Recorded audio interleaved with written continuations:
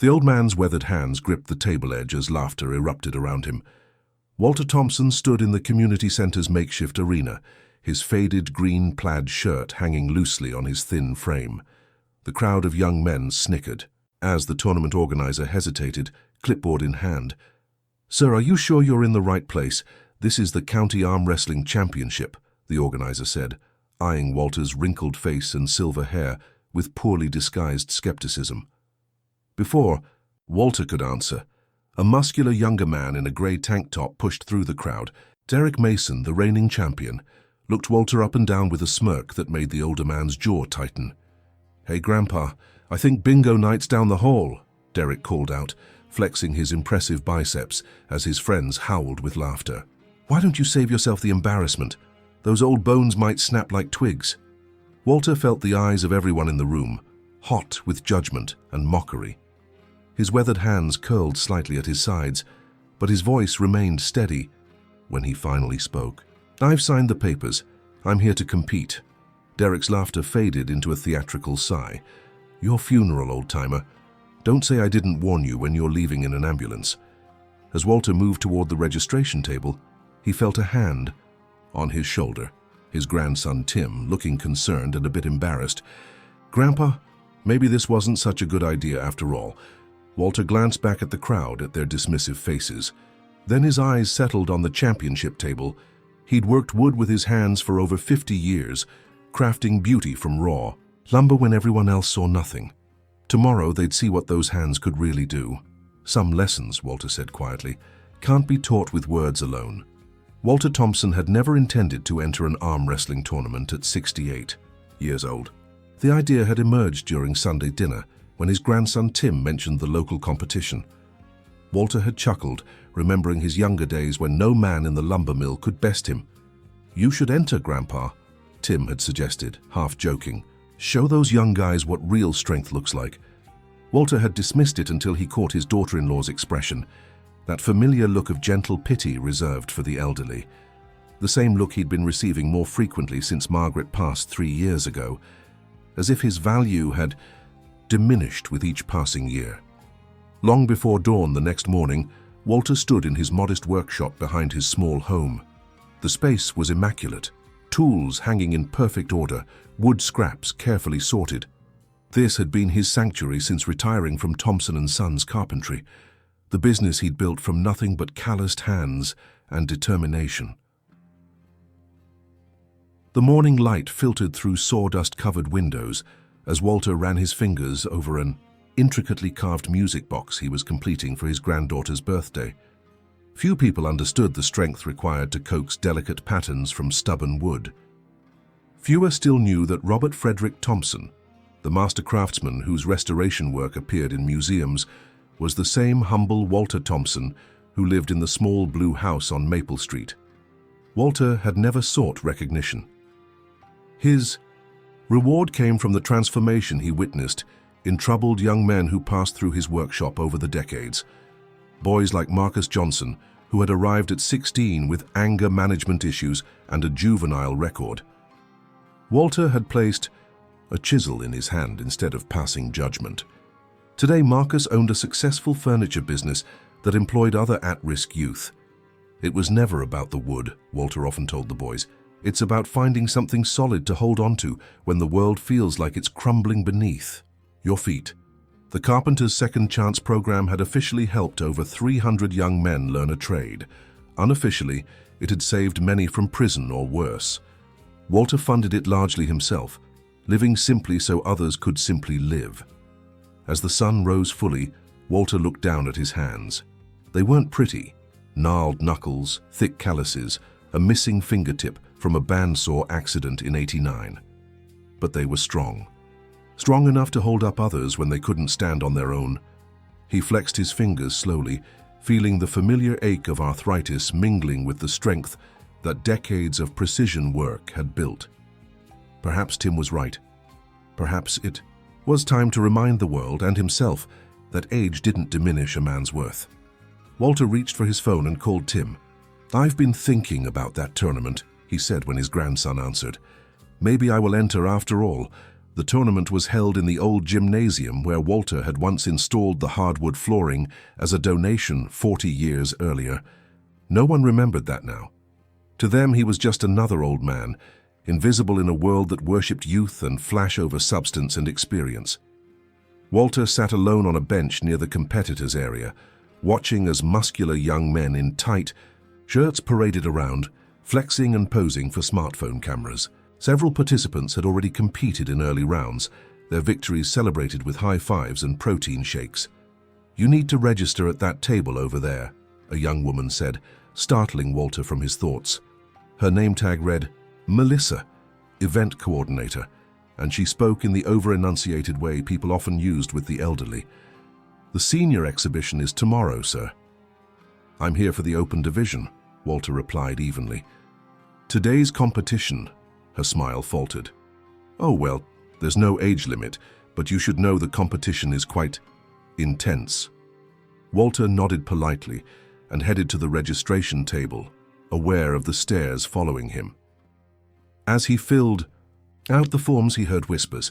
"Is this some kind of joke? Someone should stop him before he gets hurt. Probably doesn't even know where he is." The comment stung more than Walter wanted to admit. When had he transitioned from respected to ridiculed? He thought of his late wife Margaret's words whenever he'd felt overlooked. "The tallest trees in the forest don't need to announce their height, Walter. They just keep growing quietly toward the sun." As Walter took a seat in the competitors' area, a heaviness settled in his chest. For a brief moment, doubt crept in. What was he trying to prove, and to whom? Was this foolish pride that would end in public humiliation? "Mr. Thompson?" Walter looked up to see a young man in his 20s with a familiar face. "Leo? Leo Barnes, is that you?" The young man smiled broadly. "Yes, sir. I heard you were competing today. I couldn't believe it until I saw you myself." Leo had been one of Walter's first students in the Carpenter's Second Chance program, arriving with a chip on his shoulder and a record of petty theft. Now he stood there in nursing scrubs, having just finished his shift at the county hospital. "I'm on break," Leo explained, sitting beside Walter. "I had to come see this for myself. A few of the other guys are coming too." Walter felt something warm spread through his chest, displacing the doubt that had settled there. "You didn't have to do that. You showed up for us when nobody else would," Leo said simply. "Besides, I've seen what those hands of yours can do. These guys have no idea what they're in for." Before Walter could respond, the announcer called for the first round of competitors. Derek Mason strode to the table against his first opponent, a match that lasted less than 5 seconds before the opponent's hand was slammed down. Derek stood up, playing to the crowd, his eyes eventually finding Walter.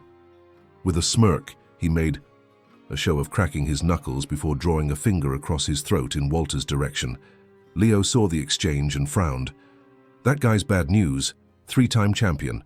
I've heard he trains specifically to hurt his opponents." Walter watched. Derek's technique, all power and no patience. "Strength without control is just wasted energy," he said quietly, almost to himself. As the matches continued, Walter noticed more familiar faces filtering into the gym. Marcus Johnson arrived with 2 of his employees, former program students themselves. Then came Officer Rivera, who had referred countless troubled teens to Walter's program over the years. They nodded respectfully to Walter, forming a small island of support in a sea of doubt. When Walter's name was finally called for his first match, Leo squeezed his shoulder. "Show them what quiet strength looks like, Mr. Thompson." "Walter Thompson versus Jason Mills," the announcer called, his voice betraying surprise at reading the older man's name. Walter approached the table calmly, taking his position across from a bearded man in his 30s who looked uncomfortable about facing an elderly opponent. The referee explained the rules as Walter rolled up his sleeve, revealing an arm that was lean but corded with sinew, developed through decades of precise physical work. "Ready, set, go." The younger man initially held back, clearly afraid of hurting Walter. That hesitation lasted only a moment before Walter's grip tightened. The audience fell silent as they witnessed something unexpected. The old man wasn't budging. Jason's face reddened with effort, while Walter's expression remained serene, his breathing controlled. "Is this for real?" someone whispered loudly. Walter didn't slam his opponent's hand down immediately. He took his time, gradually increasing pressure until Jason's arm gave way. The defeat was gentle but definitive. Stunned silence followed, then scattered applause led by Leo and the growing group of Walter's former students. Jason shook Walter's hand with newfound respect. "That's some grip you've got, sir." Word spread quickly through the gymnasium. The old man in the green plaid shirt wasn't a joke after all. Walter's second match ended similarly, his technique flawless against an opponent who relied solely on brute force. By his third match, Walter had drawn a crowd. Derek Mason watched from the sidelines, his earlier amusement replaced by calculation, as Walter defeated yet another younger competitor. During a break, Walter sat quietly, flexing his fingers to keep them limber. He noticed Derek approaching and steeled himself. "How'd you do it, old man?" Derek demanded, towering over Walter. "What's your secret, steroids for seniors?" Leo stepped forward protectively, but Walter raised a hand to stop him. "No secrets," Walter said. "Just 60 years of honest work." Derek snorted. "Well, enjoy your little moment of fame. You'll be facing me in the finals if you somehow make it that far. I won't go easy on you like these other guys." As Derek stalked away, Walter felt a flicker of doubt. Was he being foolish? At his age, an injury could be devastating. For a moment he considered withdrawing. "Grandpa," Tim's voice cut through the crowd as he pushed his way forward. "I just got here. They're saying you've made it to the semi-finals." Walter smiled at his grandson's excitement, but his voice was low when he responded. "I'm starting to think this old dog should know his limits." Tim's expression fell. "But you're winning." "And what exactly am I winning, Tim?" "Respect. I shouldn't need to prove myself to be respected." A small crowd had gathered around them, including several of Walter's former students. Marcus Johnson stepped forward. "Mr. Thompson, you once told me something I never forgot. You said, 'Sometimes we do things not for ourselves but for those who come after us.'" I didn't understand then. I do now. Marcus gestured to the onlookers. "Look around. See those kids by the door?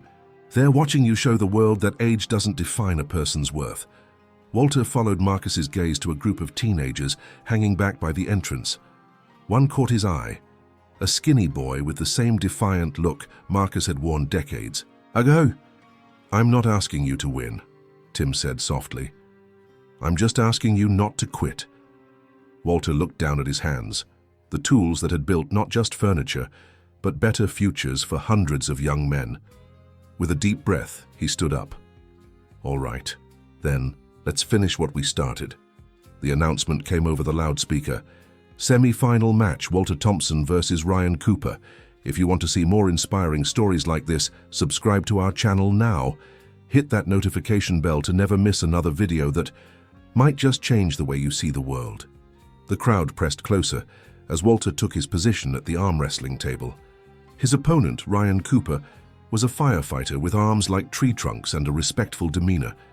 Unlike earlier opponents, Ryan clearly wasn't underestimating Walter. "I've heard about you," Ryan said quietly as they gripped hands. "My brother was in your program back in '07, said you changed his life." Walter nodded, a small smile crossing his weathered face. The referee signaled the start, and both men engaged. The match was the longest yet, a true test of endurance as much as strength. Walter's technique was impeccable, his grip positioned for maximum leverage, his breathing steady. Beads of sweat formed on Ryan's forehead, while Walter remained calm, his focus absolute.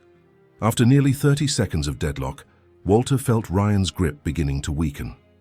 With a controlled surge, Walter pressed forward, gradually forcing the younger man's arm down until it touched the pad. The gym erupted in cheers, no longer divided between mockery and support. Even those who had laughed at Walter initially were now watching with newfound respect. Walter stood, shaking Ryan's hand firmly, then turned to find himself face to face with Derek Mason. "Final round," Derek said, his voice low and threatening. "Time to put Grandpa back in his place." The announcer called for a 15-minute break before the championship match. Walter retreated to a quiet corner where Leo handed him a bottle of water. "You've already proven your point," Leo said. "No one would blame you if you decided to. I'm finishing this." Walter interrupted gently. Not for pride, for principle. As Walter rested, a reporter from the local newspaper approached. "Mr. Thompson, can I ask you a few questions? People are saying you run some kind of youth program?" Before Walter could answer, Tim stepped in. "My grandfather founded the Carpenters' Second Chance program. Over 300 young men have gone through it in the last 40 years. The reporter looked surprised. "Wait, are you Robert Thompson, the master craftsman?" Walter shook his head. "Just Walter. Robert's my middle name." "But your restoration work is in museums," the reporter pressed. "The governor has one of your cabinets in his office." Tim beamed with pride while Walter simply shrugged. "Wood doesn't care who shapes it, just how it's shaped." Across the gym, Derek was watching the gathering crowd around Walter with growing irritation. His usual entourage of admirers had thinned as more people gravitated toward the old man's quiet dignity. When the final match was announced, the atmosphere in the gymnasium had transformed. No longer was this a novelty act, it was a contest. Between raw power and seasoned strength, between youthful arrogance and hard-earned wisdom. Walter and Derek took their positions at the championship table. The contrast between them couldn't have been more stark. Derek with his sculpted physique and aggressive stance, Walter with his unassuming presence and calm determination. As they clasped hands, Derek leaned forward. "I'm going to break your arm, old man." Walter didn't respond, his eyes steady. The referee gave the signal, and the match began. Derek immediately applied maximum force, his face contorting with effort as he tried to slam Walter's arm down quickly. But Walter's arm didn't move. His grip on the table's edge tightened, anchoring. Himself as Derek's initial assault spent itself against Walter's immovable defense. Confusion crossed Derek's face, followed by frustration as he realized his usual tactics weren't working. He increased his effort, veins bulging in his neck and forehead. Walter remained steady, his breathing controlled, his focus absolute.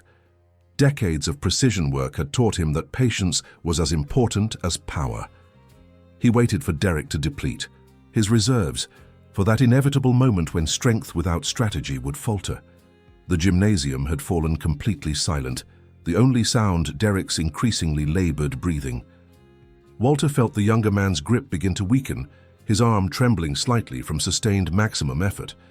That's when Walter made his move. With practiced precision, he adjusted his leverage and began to press forward. Derek's eyes widened in disbelief as his arm began to move backward. He tried to rally, summoning every ounce of strength, but Walter was relentless now. Steady, measured, unstoppable.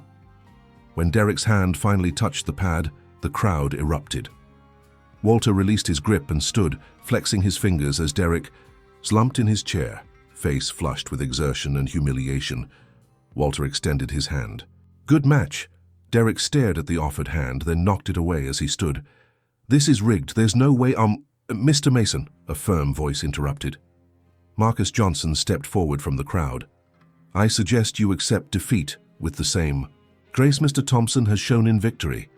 Derek looked around at the disapproving faces surrounding him. The crowd that had once laughed with him was now standing firmly with Walter. With a final glare, Derek stormed off toward the exit. As the tournament director approached with the trophy, Walter found himself surrounded by former students, men whose lives he had quietly transformed over decades. Tim pushed through to hug, his grandfather eyes shining with pride. "Ladies and gentlemen," the director announced, "our new county champion, Walter Thompson." The next morning, Walter sat at his workbench, carefully sanding the music box he was crafting for his granddaughter. The championship trophy sat on a shelf nearby, already gathering a fine layer of sawdust. The local newspaper lay open on the bench, featuring a front-page photo of Walter surrounded by former students after his victory. The headline read, "Master Craftsman Shapes More Than Wood, the Remarkable Legacy of Walter Thompson." A knock at the workshop door interrupted his work. Walter looked up to see Derek Mason standing awkwardly in the doorway, hands shoved in his pockets. "Your grandson said I'd find you here," Derek mumbled, unable to meet Walter's eyes. Walter set down his sandpaper. "Come in." Derek stepped into the workshop, looking around at the beautiful pieces in various stages of completion. I came to apologize. For yesterday and to return this." He held out Walter's wallet. "It fell out of your jacket after the match. I was going to throw it away, but then I saw the photos inside." Walter took the wallet, opening it to the well-worn photos he kept there. Snapshots of young men at various stages of their lives, receiving diplomas, standing proudly in front of businesses, with growing families. All these guys went through. "Your program?" Derek asked. Walter nodded. "Everyone." Derek's eyes settled on the workbench where the partially completed music box sat. "Did you make that?" "I'm working on it," Walter replied, running a hand over the smooth cherry wood. "For my granddaughter." "It's beautiful," Derek said quietly. He hesitated, then continued. "I never had someone like you in my life, someone who saw potential instead of problems." Walter studied the younger man carefully. Behind the arrogance and aggression, he recognized a familiar pain, the same he'd seen in hundreds of troubled young men who'd passed through his workshop. "Do you have a job, Derek?" Derek shrugged. "Between things right now." Walter picked up a piece of sandpaper and held it out. "I could use an apprentice. The work's hard, the pay's modest, and I'm not an easy teacher, but you'll learn a trade that can't be taken from you." Derek stared at the offered sandpaper, confusion evident on his face. "Why would you help me after how I treated you?" "Because," Walter said simply, "judgment is easy, forgiveness takes strength, and we all deserve a second chance." After a moment's hesitation, Derek accepted the sandpaper. Walter pointed to a rough piece of oak in the corner. "Start there. Sand with the grain, not against it. Life's the same way." As Derek awkwardly began working on the wood, Walter returned to his music box. Through the workshop window, he could see Tim arriving with lunch, followed by Leo and several other former students who regularly stopped by to help with the program. Walter smiled to himself. In a world that often discarded the old and experienced, in favor of the new and untested, he had found his purpose. Not in proving his worth through competitions, but in passing on what he'd learned to those who would come after him. His legacy wasn't in trophies or newspaper articles, but in the lives he'd helped reshape, one careful stroke at a time. Strength, Walter had always known, came in many forms. The strength to lift, the strength to endure, the strength to forgive. But perhaps the greatest strength of all was the strength to see value where others saw only flaws, in a piece of discarded wood, in a troubled young man, or in an aging craftsman with gnarled hands and a lifetime of wisdom to share. True strength isn't measured by trophies or applause. It's found in the quiet moments when we choose dignity over resentment, wisdom over pride, and service over self-interest. Walter Thompson understood this truth better than most. In the months following the tournament, Walter's workshop grew busier than ever. Young men, some referred by the courts, others by word of mouth, came to learn not just about woodworking, but about patience, precision, and perspective. Among them was Derek, who despite initial struggles revealed a natural talent for intricate detail work. The trophy from the arm wrestling championship remained on its shelf, gathering dust and occasionally serving as a paperweight. Its value lay not in the victory it represented, but in the lessons it taught. That age deserves respect, that judgment comes from ignorance, and that true character reveals itself not in moments of triumph, but in moments of challenge. Walter never competed. Again, he didn't need to. In that gymnasium, he had reminded the world, and perhaps himself, that worth isn't diminished by years, but deepened by them. Like the aged oak he favored for his finest pieces, Walter had grown more valuable with time, his imperfections becoming character, his experience becoming wisdom. On his 70th birthday, Walter's former students surprised him by renovating his workshop, expanding it to accommodate more young men seeking second chances. The plaque on the door read simply, "Thompson Workshop, where hands build futures." As Walter stood before the gathering of men whose lives he had touched, men now raising families, running businesses, contributing to their communities, he was reminded that we all leave marks on this world. Some carve their names in stone, demanding recognition. Others, like Walter, shape the lives around them, their legacy living on in the hands and hearts of those they've taught. What defines us in the end isn't our victories or defeats, but the respect we've earned, the wisdom we've shared, and the lives we've touched. Walter Thompson, with his quiet strength and skilled hands, had built something far more lasting than furniture or trophies. He had built hope, opportunity, and dignity, not just for himself, but for generations to come. So the next time you encounter someone whose appearance suggests weakness or irrelevance, remember Walter Thompson and his weathered hands. For sometimes the most extraordinary strength comes in the most ordinary packaging, and the most valuable lessons from the most unlikely teachers. And perhaps ask yourself, what hidden strength might be sitting across from you, waiting to be recognized? What wisdom are you overlooking because it comes in a package society has taught you to dismiss? After all, true vision isn't seeing what's in front of you, it's seeing what's within.